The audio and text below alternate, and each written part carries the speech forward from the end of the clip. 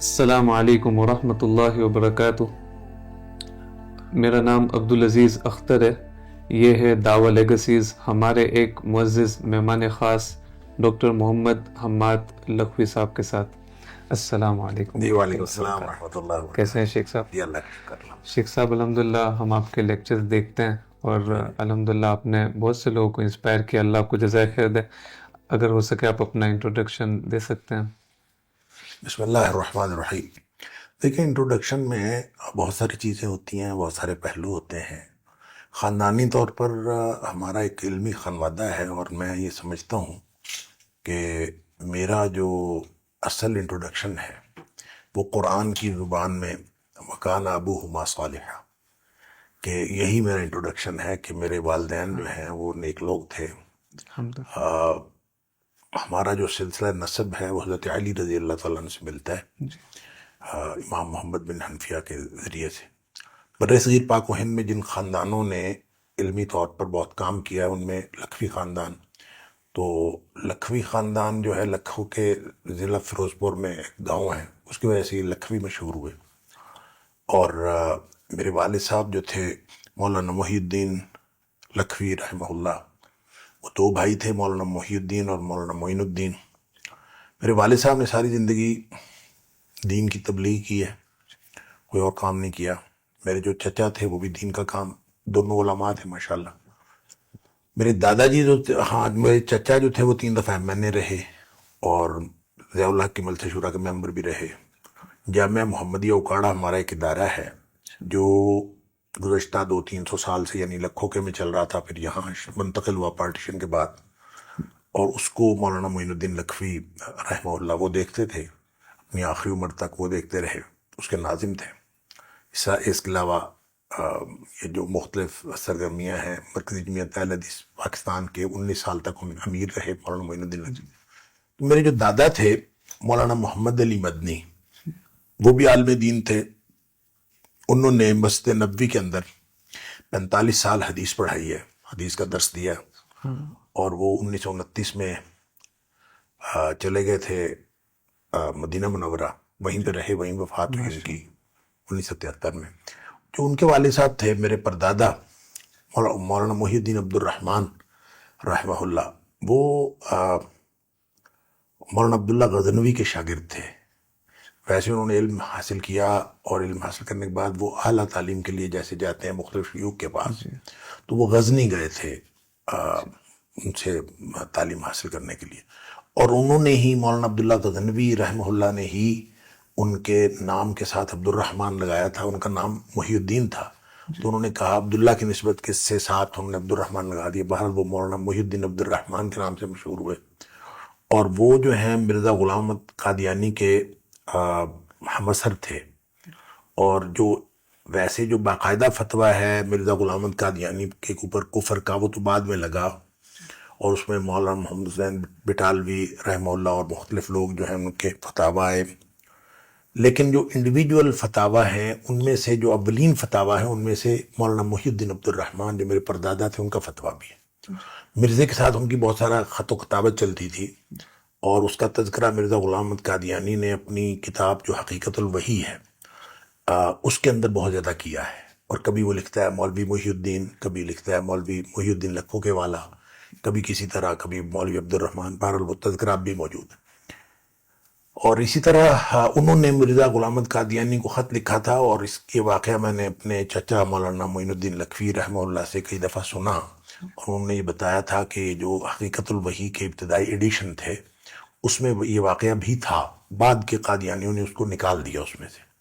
وہ واقعہ یہ تھا کہ ہمارے جو پردادا تھے مولانا محی الدین عبد الرحمن، انہوں نے خط لکھا مرزا غلام احمد قادیانی کو کہ میں نے اللہ سے دعا کی تھی کہ یا اللہ مجھے مرزے کے بارے میں رہنمائی فرما، تو اللہ نے میری رہنمائی فرمائی ہے کہ ان فرعون و حامان و جنودہما کانوا خاطئین، کہ یہ اس کا تعلق جو ہے نا اسی قبیلے سے ہے جو فرعون اور حامان کا ہے، تو مجھے یہ اللہ کی طرف سے رہنمائی ہوئی ہے۔ تو اس کو خط لکھا، پھر اس نے اس کے جواب میں مرزا نے خط لکھا، اس نے کہا میں نے بھی اللہ تعالیٰ سے دعا کی تھی کہ مولوی محی الدین عبد الرحمن جو ہے لکھوکے والا، اس کے بارے میں میری رہنمائی کر. تو اللہ نے میری رہنمائی کی ہے کہ ان شانیہ کا هو الابتر، تیرے دشمن کی نسل آگے نہیں چلے گی. تو جب اس نے یہ کہا تھا تو اس وقت میرے پردادا جو تھے ان کے پاس کوئی نرینہ اولاد نہیں تھی. جی تو پھر مرزا کی زندگی میں ہی اللہ تعالیٰ نے ان کو، میرے جو پردادا تھے ان کو اولاد نرینہ دی. میرے دادا پیدا ہوئے مولانا محمد علی رحمہ اللہ. تو اس وقت پھر لوگوں نے جا کے اس کو کہا بھی، تو اس نے کہا کہ میں اس سے آگے نہیں چلے گی نسل. تو باہر اللہ تعالیٰ نے پھر ایسا کرم کیا. وہ اس کے بارے میں تو میرے دادا جو تھے وہ کہا کرتے تھے اسٹیج کے اوپر کہ میں مرزا غلام احمد قادیانی کے جھوٹا ہونے کی دلیل ہوں. تو اس طرح سے پھر آگے جو ہماری نسلیں الحمدللہ چلی ہیں. تو یہ ایک سلسلہ اللہ تعالیٰ نے اس طرح سے رکھا. تعارف کے حوالے سے میں نے کہا ایک پہلو تو یہ خاندان کا. دوسرا میرا اپنا جو ہے وہ اسکول کالج کی ایجوکیشن ہے. میں نے ماسٹرز ڈگری جو ہے M Islamic studies Punjab university میں سے کیا اور میں نے گولڈ میڈل لیا تھا الحمدللہ. اور اس کے علاوہ میں نے ایم اے عربی بھی پنجاب یونیورسٹی سے کیا، L L B Punjab university سے کیا، پی ایچ ڈی میں نے پنجاب یونیورسٹی سے کیا. اور میری جو پوسٹ ڈاکٹریٹ میں نے یونیورسٹی آف گلاسگو یو کے سے کیا. اور الاجازہ فی الحدیث جو ہے وہ میں نے جامعہ محمدیہ اکھاڑا سے، ہمارے شیخ الحدیث تھے مولانا عبد الحلیم رحمہ اللہ، ان سے میں نے بخاری پڑھی اور انہوں نے مجھے جو ہے وہ یہ سند عطا فرمائی الحمدللہ. تو باقی پھر 1990 میں میری ایجوکیشن یہ ماسٹرز ڈگری کمپلیٹ ہوئی تھی. تو اس میں پھر میں نے اس فوراً بعد جوائن کر لیا تھا ایز لیکچرر اسلامک اسٹڈیز کو. 6 سال میں کالج کیڈر میں رہا. 96 میں پنجاب یونیورسٹی آ گیا تھا اور تقریباً 29.5 سال میں نے پنجاب یونیورسٹی میں سرو کیا ہے. اور پھر ایز اے ڈین میں وہاں سے ریٹائر ہوا ہوں الحمدللہ.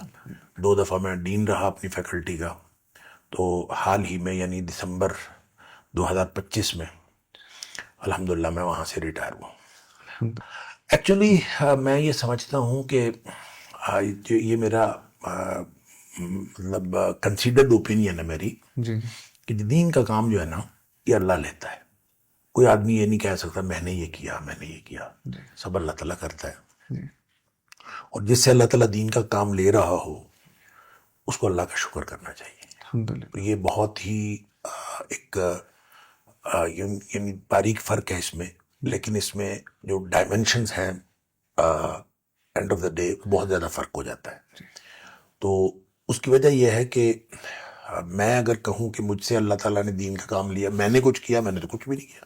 وہ جو حدیث میں آتا ہے جیسے حضرت علی رضی اللہ تعالیٰ کو قول ہے عرفت ربی بفسخ العزائم، کہ میں نے اپنے رب کو اپنے ارادوں کے ٹوٹنے سے پہچانا. یہ ہوتا ہر ایک کے ساتھ ہے اور اس کو پہچانتا کوئی ہے. سب کے ارادے ٹوٹ رہے ہوتے ہیں، سب کو ایسا ہو رہا ہوتا ہے، لیکن اللہ تعالیٰ کو کوئی پہچانتا ہے. تو میں یہ سمجھتا ہوں کہ میں نے میری اپنی زندگی میں میری کوئی پلاننگ نہیں تھی، سب کچھ اللہ کی طرف سے ہوا. میرے والد صاحب رحمۃ اللہ علیہ وہ دین کا کام کرتے تھے. وہ فرماتے ہیں کہ مجھے 17 سال کی عمر میں میرے والد یعنی میرے دادا رحمۃ اللہ علیہ نے ان کو یہ حکم دیا تھا کہ جمعہ پڑھایا کرو اور درس و تدریس کیا کرو. مدرسے سے انہوں نے پہلے پڑھا ہوا تھا. تو 17 سال کی عمر سے انہوں نے جمعہ پڑھانا شروع کیا اور ساری زندگی دین کی تبلیغ کی. انہوں نے کوئی اور کام نہیں کیا، کوئی کاروبار نہیں، کوئی نوکری نہیں، کچھ نہیں کیا. مجھے تو اللہ تعالیٰ اتفاق سے میں تو کچھ بھی بن سکتا تھا. والدین کی دعائیں ہیں اور جیسے میں نے پہلے کہا کہ میرا تعارف تو کان ابوہما صالحا کے علاوہ کچھ اور ہے نہیں. تو ویسے بھی ایک اسٹریٹجی بھی ہے آج کے دور میں بھی، لوگ اگر اپنی اولادوں کو درست راستے پہ رکھنا چاہتے ہیں تو وہ خود نیک بننے کی کوشش کریں. اگر وہ خود نیک بنیں گے تو اللہ تعالیٰ ان کی اولادوں کی حفاظت کرے گا، ان کی نسلوں کی حفاظت ہوگی. تو میں یہ سمجھتا ہوں کہ ہمارے آباء و اجداد نے جو دین کا کام کیا، میں نے پردادا مولانا محی الدین عبد الرحمن تک کی بات کی، اس سے پیچھے بھی ایسے ہی ہے. اس سے ان کے جو والد صاحب تھے یعنی مولانا محی الدین عبد الرحمن کے والد صاحب، ان کا نام تھا حافظ محمد بن بارک اللہ.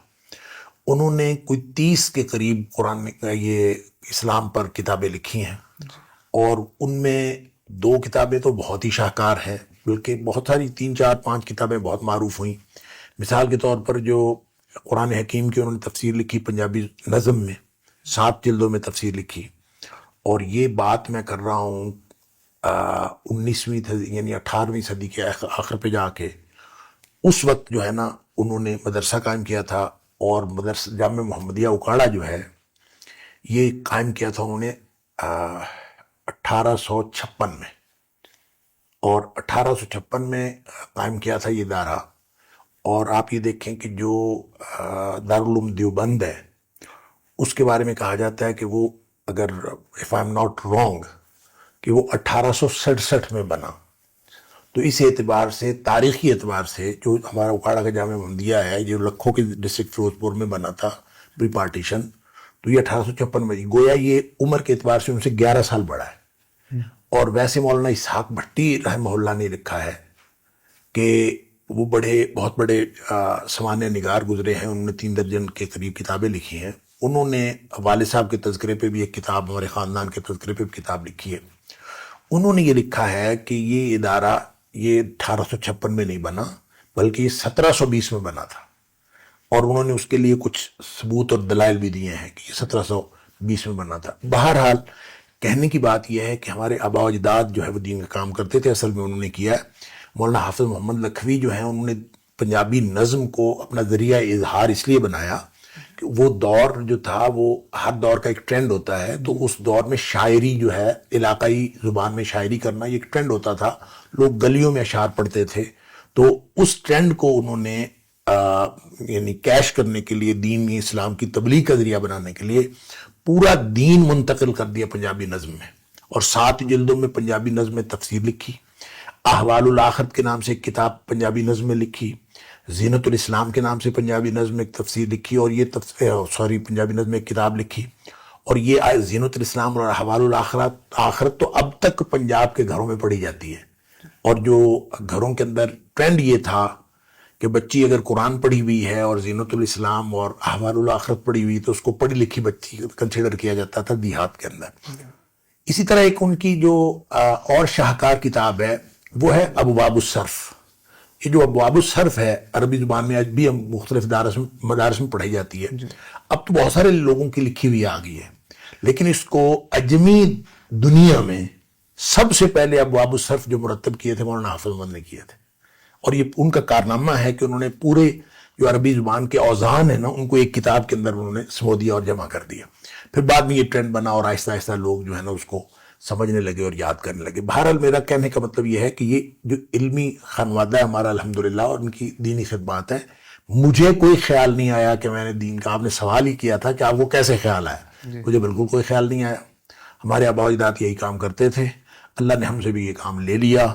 یہ ہمارے ماں باپ کی دعائیں تھیں کہ ان کو دین کے کام پہ اللہ تعالیٰ لگا لے، ان کا توکل تھا، اور اللہ تعالیٰ نے ہمیں دین کے کام پہ لگا لیا. اس پہ ہمیں اللہ کا شکر کرنا چاہیے، اور اللہ کرے ہمارے اندر اتنا اخلاص ہو کہ یہ دین والا معاملہ ہماری نسلوں میں جاری رہے، اور ہماری قیامت تک آنے والی نسلیں جو ہیں وہ دین کا کام کرتی رہیں، اور اللہ تعالیٰ اخلاص کے ساتھ اس دین کا کام کرنے کی توفیق عطا فرمائے. آمین. شیخ صاحب، سب سے یادگار دعوتی تجربہ کون سا رہا آپ کا آج تک؟ میں سمجھتا ہوں کہ جو آج ہم نے وزٹ کیا ہے اور مجھے لوگوں کو کلمہ شہادت پڑھانے کی جو سعادت حاصل ہوئی ہے، اگرچہ میں نے شہادت جو پہلے بھی کئی لوگوں کو دلوائی ہے انڈیویجولی، الحمدللہ پہلے بھی اللہ تعالیٰ نے یہ سعادت نصیب فرمائی تھی یو کے وغیرہ میں، لیکن اتنے زیادہ لوگ اکٹھے اور ان کو پھر اس طرح سے ایک ویل آرگنائزڈ طریقے سے، اور پھر ایک ڈیپ انسائڈ دا کنٹری جا کے، یہ بہرحال میرے لیے بڑا یونیک تجربہ تھا. آج جو اللہ تعالیٰ نے مجھے یہ سعادت نصیب فرمائی آپ لوگوں کے ذریعے سے، تو مجھے لگتا ہے کہ شاید یہ میرا لائف ٹائم موسٹ میموریبل جو تجربہ ہے وہ دعوت کے میدان میں وہ یہی رہے گا کہ اللہ تعالیٰ نے میرے زبان کے ذریعے سے اتنے لوگوں کو جو ہے وہ کلمہ شہادت کی توفیق دی، اور اس میں جتنے لوگوں نے، آپ لوگوں نے معاونت کی، اللہ تعالیٰ آپ لوگوں کو بھی جزائے خیر دے. اور ان جتنے لوگوں نے آج کلمہ شہادت پڑھا ان میں سے اگر ایک آدھ بھی اپنے اس شہادت کے کلمے پر قائم رہے گا تو انشاءاللہ امید ہے کہ ہماری نجات کے لیے انشاءاللہ یہ کافی ہوگا. انشاءاللہ. شیخ صاحب، پہلی بار آئرہ کے بارے میں کب اور کیسے سنا؟ آئرہ کے بارے میں اصل میں پہلے سے سن رکھا ہے. اس کی وجہ یہ ہے کہ جب میں 2006 میں پوسٹ ڈاک کرنے کے لیے گیا تھا گلاسگو یونیورسٹی سے، تو وہاں میری عبدالرحیم گرین صاحب سے ملاقات وہاں ہوئی تھی. یہ ایک لیکچر دینے آئے تھے گلاسگو میں. جی تو غالباً لندن میں رہتے ہیں, جی تو مجھے اتنا تعارف نہیں ہے ان کا پرسنلی, لیکن یہ وہاں آئے تھے اور انہوں نے وہاا گلاسگو میں ایک لیکچر دیا تھا اور میں نے وہ لیکچر اٹینڈ کیا تھا, اور اس دوران ان سے ملاقات بھی ہوئی تھی, جی کچھ انٹروڈکشن بھی ہوا, لیکن ان کو تو ظاہر یاد نہیں ہوگا. تو اس کے بعد پھر ایک دفعہ ایسا ہوا کہ یہ پاکستان تشریف لائے تھے, اچھا اور پاکستان جب یہ تشریف لائے تو پھر ہم نے ایک ان کا پروگرام پنجاب یونیورسٹی میں کروایا تھا ہمارے اسلامک سینٹر کے آڈیٹوریم میں. تو وہ بڑا اچھا پروگرام الحمدللہ رہا. تو اس میں بھی ان کے ساتھ ایک انٹریکشن تھا. تو پھر جب انہوں نے آئرہ بنائی ہے تو اسی حوالے سے دلچسپی تھی کہ ایک آدمی جو ہے وہ اتنا اچھا کام کرتا ہے, تو یعنی ان کو پرسنلی یوں کہہ لیں کہ میں ان سے متاثر تھا. تو پھر ان کے کام کے بارے میں جب میں نے آئرہ کا نام سنا تو پھر میں نے ان کو فالو کرنا شروع کر دیا مختلف حوالوں سے. ای میلز کے میں بھی میں نے سبسکرائب کیا ہوا ہے, اور مجھے ای میلز بھی آتی رہتی ہیں جی ان کی مختلف ایکٹیویٹیز کی جو جی ہے وہ ای میلز میں میں ان کی لسٹ میں ہوں. جی تو وہ بھی مجھے آتی رہتی ہیں, اور مختلف طرح سے جب وہ فنڈ ریزنگ کی کمپین وغیرہ ہوتی ہے تو اس میں مجھے ای میل آ جاتی ہے, مختلف چیزیں جو ہیں اس طرح, یعنی میں فالو کرتا رہتا ہوں. اس لیے آپ یوں کہہ لیں کہ میں نے آئرہ کو بعد میں جانا, پہلا میرا تعارف عبدالرحیم گرین صاحب سے ہوا. اور اسی طرح پھر جو عدنان رشید صاحب ہیں وہ ان سے بھی میرا تعارف تھا پہلے سے, اور وہ بھی مجھے ایگزیکٹلی سال تو یاد نہیں ہے, لیکن ان کو بھی میں نے ایک دفعہ لیکچر کے لیے پنجاب یونیورسٹی میں بلایا تھا. یہ پاکستان آئے ہوئے تھے, تو یہ پھر پنڈی سے سفر کر کے اسپیشل آئے تھے پنجاب یونیورسٹی میں لیکچر دینے کے لیے. تو اللہ تعالیٰ ان کو جزائے خیر دے. تو یوں انٹریکشن الحمدللہ ان دونوں پرسنالٹیز کے ساتھ پہلے سے تھا, اور دین کے لیے تھا الحمدللہ, اور ان سے محبت بھی ہے دین کے لیے. تو یہ محبت انشاءاللہ بڑی قیمتی ہے. اگر اس میں اخلاص ہو تو امید ہے کہ یہ ہماری یہ محبت انشاءاللہ جنت میں لے جائے گی ہمیں انشاءاللہ. شیخ صاحب کوئی پسندیدہ موٹیویشنل حوصلہ افزا کال یا جملہ؟ اب میں جو اپنے اسٹوڈنٹس سے کہتا ہوں نا, وہ یہ ہے کہ ہر کام اصل میں پتہ ہے, میں اس کو تھوڑا سا بیک گراؤنڈ ہے اس کا. جملہ تو جب آپ کہیں گے تو میں یہ کہتا ہوں کہ ہر کام کرنے سے پہلے یہ سوچ لیں کہ میری میت قبر میں اتاری جا رہی ہے, تو جو کام میرا اس وقت مجھے فائدہ دے گا وہ کریں, جو اس وقت فائدہ نہیں دے گا وہ نہ کریں. جملہ تو ہے یہ, بیک گراؤنڈ اس کی یہ ہے کہ وہ جو نبی کریم صلی اللہ علیہ وسلم کی حدیث ہے کہ آپ نے فرمایا تھا کہ ان القلوب لتصدع کما یصدع الحدید اذا اصابہ الماء, کہ دلوں کو بھی اسی طرح زنگ لگ جاتا ہے جیسے لوہے کو زنگ لگ جاتا ہے جب وہ پانی میں پڑا رہے, تو یعنی ناکارہ ہو جاتے ہیں دل. تو صحابہ نے پوچھا تھا ما جلاؤہا یا رسول اللہ صلی اللہ علیہ وسلم, کہ اللہ کے رسول صلی اللہ علیہ وسلم اس کی صفائی کیسے ہوگی, اس کا کوئی اگمال کوئی ہے, کوئی جو اس کو جلا بخشے, اس کو صاف کر دے. تو آپ نے فرمایا تھا کہ کثرت ذکر الموت و تلاوت القرآن, از موت کو بہت زیادہ کثرت سے یاد کرنا اور قرآن کی تلاوت کرنا. کثرت ذکر الموت کا معنی یہ ہے کہ ہر سٹیپ پہ آپ موت کو یاد کریں. جب آپ ہر سٹیپ پہ موت کو یاد رکھیں گے تو آپ کے دل کی بھی صفائی ہوگی, آپ کے عمل کے اندر بھی ڈائریکشن, آپ کی ڈائمنشن درست رہے گی. اور پھر جو میں نے عرض کیا کہ جس کو میں اپنے الفاظ میں یہ کہتا ہوں کہ ہر کام کرنے سے پہلے یہ سوچ لیں کہ میں قبر میں جا رہا ہوں اور میری میت اتاری جا رہی ہے, اور مجھے اس وقت جو جس چیز کا فائدہ ہوگا وہ میں کروں, اور جس کا نقصان ہوگا یا جس کا فائدہ نہیں ہوگا وہ میں نہ کروں. اگر ہم یہ ہر عمل سے پہلے موت کو یاد رکھیں, کثرت و ذکر الموت کا یہی معنی ہے کہ ہر کام سے پہلے, ہر سٹیپ سے پہلے موت کو یاد رکھیں.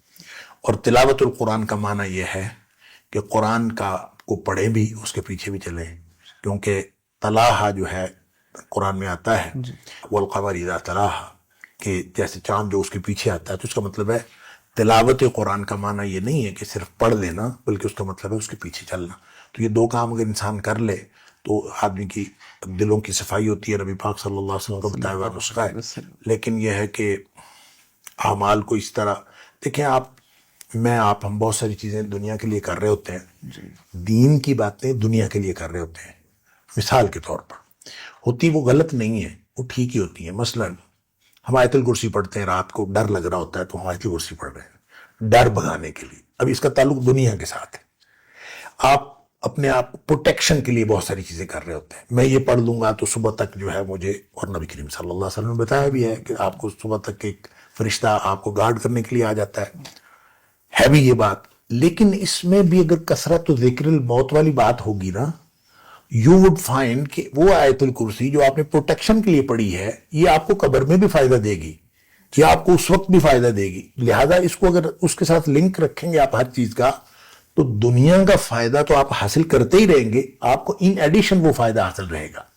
تو اس لیے فکرہ تو یہی ہے, ایک طرح سے بونس. ہاں جی, ایک طرح سے بونس. تو فکرہ تو یہی ہے کہ ہر کام کرنے سے پہلے یہ سوچ لیں کہ میرے جب قبر میں جاؤں گا تو اس کا مجھے فائدہ ہے کہ یا نقصان ہے. اور بہت سارے لوگوں سے ہم نے ان کے زندگی کے تجربات میں سے ایک بات یہ سنی ہے کہ وہ کہتے ہیں کہ قبر میں بڑا اندھیرا ہے تو مجھے وہاں روشنی چاہیے. تو جو میں ایک ایک عمل کرتا ہوں اس سے ایک ایک دیا جل رہا ہوتا ہے قبر میں. سبحان اللہ. تو میں جو بھی کام کرتا ہوں ایک بلب روشن ہو جاتا ہے, تو میں اپنے قبر کی روشنی کر رہا ہوں. تو ہر کام آپ آیت الکرسی پڑھیں, آپ سبحان اللہ کہیں, اللہ اکبر کہیں, نماز پڑھیں, روزہ رکھیں, حقوق العباد کی بات کریں, کسی سے اچھا سلوک کریں, ہر ایک کے بدلے یہ سمجھیں کہ میری قبر روشن ہو رہی ہے. یہ ایک کنسیپشن ہے کہ آپ اپنا ایک تصور رکھیں. تو یوں ہی اپنا آپ یہ تصور رکھیں گے, ایک یعنی ویولائز کریں اس کو, اور خیال کو تخیل میں اگر آپ یہ رکھیں تو یہ کثرت و ذکر الموت ہے, اور یہ بہت فائدہ مند ہے. اچھا شیخ صاحب, اپنے دعوتی زندگی کے تجربات کے بنیاد پر آپ ناظرین کو کیا مشورہ دینا چاہیں گے؟ دیکھیں, میں ناظرین کو یہ مشورہ دینا چاہوں گا جو نبی کریم صلی اللہ علیہ دعوت کے بارے میں تو ایک ہی بات ہے جو نبی کریم صلی اللہ علیہ وسلم نے فرمایا تھا, فَلْيُبَلِّغِ الشَّاهِدُ الْغَائِبَ. جو موجود ہیں, خطبہ حجۃ الوداع کے موقع پر ہم نے فرمایا تھا جو موجود ہے یہ میری بات ہر اس شخص کو پہنچا دے جو موجود نہیں ہے. یہ ہم سب کی ڈیوٹی ہے. اور دوسری بات جو نبی پاک صلی اللہ علیہ وسلم نے فرمایا تھا کہ بلغوا عنی ولو آیہ, ایک آیت بھی سنو نا تو وہ آگے پہنچا دو. لہٰذا اس بات کی جو ہے وہ خام خواہ تاریخیں نہ ڈالیں, اور اپنا پلان یہ نہ کریں کہ میں پڑھوں گا اور اس طرح اتنا بڑا عالم بنوں گا تو پھر میں تبلیغ شروع کروں گا یا دعوت کا کام شروع کروں گا. آپ کو جتنا پتہ ہے, جتنا علم ہے, اس کو آگے پہنچانا شروع کر دیں. اور ڈیزائرڈ بھی نہیں ہے کہ علم بہت زیادہ ہو, ڈیزائرڈ یہ ہے کہ جتنا ہے اس پر عمل کریں. اور ہر وقت ہر آدمی کے ذہن میں ہر علم کا استحضار ہونا یہ بھی ضروری نہیں ہے. مثال کے طور پر حضرت عمر فاروق رضی اللہ تعالیٰ عنہ جو تلوار لے کے کھڑے تھے کہ جو شخص کہے گا کہ نبی پاک صلی اللہ علیہ وسلم فوت ہو گئے میں اس کی گردن اتار دوں گا, تو حضرت ابوبکر صدیق رضی اللہ تعالیٰ نے آ کے کیا کیا تھا, قرآن کی آیت سنائی تھی. اور وہ قرآن حضرت ابوبکر بھی حضرت عمر بھی پڑھتے تھے, سارے صحابہ پڑھتے تھے. جب ابو بکر نے سنائی تو عمر فاروق رضی اللہ تعالیٰ عنہ کہتے ہیں ہمیں ایسے لگا جیسے آج نازل ہوئی ہے. استحضار نہیں تھا, لیکن جو ہی علم ہوا تلوار فوراً رکھ دی. اس کا مطلب ہے ہر علم کا معلوم ہونا یا استحضار ہونا ضروری نہیں ہے, لیکن جب ہو جائے تو عمل کرنا بہت ضروری ہے. اس لیے اس کی کوئی سٹینڈرڈ نہیں ہے کہ آپ کے پاس جتنا علم ہوگا ایک یہ لیول ہوگا تو پھر آپ شروع کریں گے. دعوت جو ہے یہ زندگی کا آپشنل سبجیکٹ نہیں ہے, یہ کمپلسری سبجیکٹ ہے. اور جب ادعو الی سبیل ربک بالحکمت والموعظۃ الحسنہ, پھر یہ ہے کہ دعوت کے حوالے سے ایک پھر لمبی بات ہو جائے گی, میں صرف تھوڑا سا عرض کر لوں کہ ہر شخص اصل میں داعی ہوتا ہے. داعی سے اعتبار سے ہوتا ہے کہ اس سے کوئی نہ کوئی انسپائر ہو رہا ہوتا ہے, اور جس سے کوئی انسپائر نہیں ہو رہا ہوتا نا وہ خود کسی سے انسپائر ہو رہا ہوتا ہے. تو گویا دعوت کا عمل آئیدر وے جاری رہتا ہے, اور یہ آٹومیٹیکلی جاری رہتا ہے, چاہے وہ کرے چاہے نہ کرے. یا وہ داعی ہے یا پھر وہ مدعو ہے, کسی کی دعوت کا شکار ہو جائے گا. جو خود دعوت نہیں دیتا نا, اس کو یوں ہی سمجھ رہے نا کہ اگر اس کی امپریسو اور انسپائرنگ پرسنالٹی نہیں ہے, he must be inspired by some other one. لہذا یہ آئیدر وے جاری رہتا ہے. اب آپ نے فیصلہ کرنا کہ آپ داعی ہیں کہ مدعو ہیں. اب اگر آپ دعوت دیں گے تو پھر پر اگر آپ دعوت نہیں دیں گے تو پھر دوسرے لوگوں کی دعوت سے آپ متاثر ہوں گے. لہذا ڈپینڈ اس بات پر کرتا ہے کہ دعوت کس بات کی. اب کوئی شخص کسی کی دعوت دے رہا ہے, کوئی پیسے کی دعوت دے رہا ہے, کوئی دنیا داری کی دعوت دے رہا ہے, میٹیریلزم کی دعوت دے رہا ہے, کوئی کچھ دے رہا ہے, کوئی داعی ہر بندہ ہے. اس کے لیے اللہ تعالیٰ نے قرآن میں فرمایا وَادْعُ إِلَىٰ رَبِّكَ وَلَا تَكُونَنَّ مِنَ الْمُشْرِكِينَ. نبی پاک صلی اللہ علیہ وسلم کو حکم دیا, ان کے ذریعے سے ہمیں سمجھا وَادْعُ إِلَىٰ, تمہاری دعوت کا رخ یہ ہونا چاہیے کہ تمہاری دعوت اللہ کی طرف ہو, کسی اور طرف نہیں. اور اگر اللہ کی طرف نہ ہوئی تو وَلَا تَكُونَنَّ مِنَ الْمُشْرِكِينَ, تمہاری دعوت پھر مشرکین شرک کی طرف ہوگی. تو کہیں دعوت جو ہے ایسی ڈائمنشن میں نہ کر لینا کہ جو انسان مشرک بن جائے. لہذا شرک سے بچنا ہے اور اللہ کی طرف دعوت دینی ہے. اس کا خلاصہ یہ اس ساری بات کا کہ داعی وہ ہوتا ہے جس کو دیکھ کر اللہ یاد آ جائے, اور جس کو دیکھ کر اللہ یاد آتا ہے وہ داعی ہے, اور جس کو دیکھ کر کوئی اور چیز یاد آتی ہے, یہ زندگی کی کسی اور طرف انسان کی توجہ جاتی ہے, تو وہ جتنی مرضی تقریریں بھلے کر رہا ہو وہ داعی نہیں ہے. دعوت اصل دعوت جو ہے وہ ہوتی ہی دعوت بالاسوہ ہے. یہ تقریر والی جو دعوت ہے نا, یہ اصل دعوت نہیں ہوتی, یہ تو ون آف دا ٹولز ہے کہ آپ تقریر کے ذریعے سے کر لیتے ہیں. اصل دعوت جو ہے دعوت بالاسوہ ہوتی ہے. لہذا اس کا خلاصہ وہی کہ داعی وہ ہوتا ہے جس کو دیکھ کر اللہ یاد آ جائے. جزاک اللہ خیر. انشاءاللہ ایک آخری سوال سے پوڈ کاسٹ مکمل کریں گے. جی شیخ صاحب, وہ بہترین جملہ کون سا ہے جو آپ نے وراثت کے طور پر چھوڑ جانا چاہیں گے؟ وہ تو میں نے جو جملہ میں کہتا ہوں اپنے اسٹوڈنٹ سے, جی اگر یہی چل جائے آگے, میرا خیال ہے انشاءاللہ مجھے بھی فائدہ مند ہوگا, میرے لیے بھی. البتہ میرے والد صاحب رحمۃ اللہ علیہ کا ایک جملہ جو ہے وہ میں عبارت کر دیتا ہوں کہ والد صاحب سے جب کبھی ہم مشورہ لیتے تھے کسی بھی سٹیپ پہ, مثلا میٹرک کر لیا ہے, آگے کس مدرسے میں داخلہ لینا ہے, کس کالج میں داخلہ لینا ہے, کس فیلڈ میں داخلہ لینا ہے, FSC کر لیا, واٹ ایور, تو والد صاحب ہماری باتیں سنتے رہتے تھے اور پھر ایک فکرہ بولتے تھے. وہ کہتے تھے کہ میرا تو دل, پنجابی کا فکرہ میں بول کے پھر میں ٹرانسلیشن کر دیتا ہوں. وہ فرماتے تھے میرا تو دل کرتا ہے کہ آپ سارے پیو پتر مسیتڑ بن جائیے, کہ میرا یہ دل کرتا ہے کہ ہم سارے باپ بیٹا مسجد والے بن جائیں, یعنی کوئی نہ کوئی کام ایسا کریں جو مسجد کے ساتھ اٹیچ. چاہے آپ تقریر کر رہے ہوں, خطیب بن جائیں, چاہے آپ امام بن جائیں, چاہے آپ مؤذن بن جائیں, چاہے آپ صفیں جھاڑنے والے وہاں کے خادم بن جائیں, چاہے آپ کسی بھی طریقے سے مسجد کے ساتھ تعلق بن جائیں. تو یہ والد صاحب کی اپنی زندگی بھی اسی طرح کی تھی. انہوں نے ہم سے چاہا بھی یہی, خواہش بھی اللہ تعالیٰ سے کہ یہ دعا بھی یہی کی, توکل بھی یہی تھا. تو اس کا نتیجہ یہ ہوا کہ ہم الحمدللہ سارے بھائی کسی نہ کسی طور مسجد سے متعلق ہیں, اور کبھی نہ کبھی ایسے بھی ہوتا ہے کہ ایک ہی دن میں ہم سارے بھائی کسی نہ کسی مسجد میں خطبہ دے رہے ہوتے ہیں. اور یہ میرا سمجھتا ہوں کہ والد صاحب کی دعائیں بھی ہیں اور والد صاحب کی خواہش بھی ہے اور اللہ پر توکل بھی ہے. تو یہ ہم نے وراثت میں لیا یہ جملہ, اور میں یہ چاہتا ہوں کہ آگے یہ والی جو میری بات ہے کہ ہر کام کرنے سے پہلے یہ سوچ لیں کہ موت وقت کیا فائدہ ہوگا. تو اگر یہ سوچ لیں اور ہر شخص یہ سوچنا شروع کر دے اور یہی بات میری وراثت میں چلی جائے تو شاید مجھے زیادہ فائدہ ہوگا اس کا. جزاک اللہ خیر, آپ نے اپنا وقت دیا, اور ہمارا پوڈ کاسٹ جو ہے دعویٰ لیگسیز کے نام پہ آپ اس کا حصہ بنے. اللہ آپ کو جزائے خیر دے. جزاک اللہ خیر, بڑی مہربانی صاحب. یہ تھا دعویٰ لیگسیز, ہمارے ایک معزز مہمان خاص کے ساتھ ڈاکٹر محمد حماد لکھوی صاحب, اور میں تھا آپ کا ہوسٹ عبدالعزیز اختر. جزاکم اللہ خیر. السلام علیکم ورحمۃ اللہ وبرکاتہ.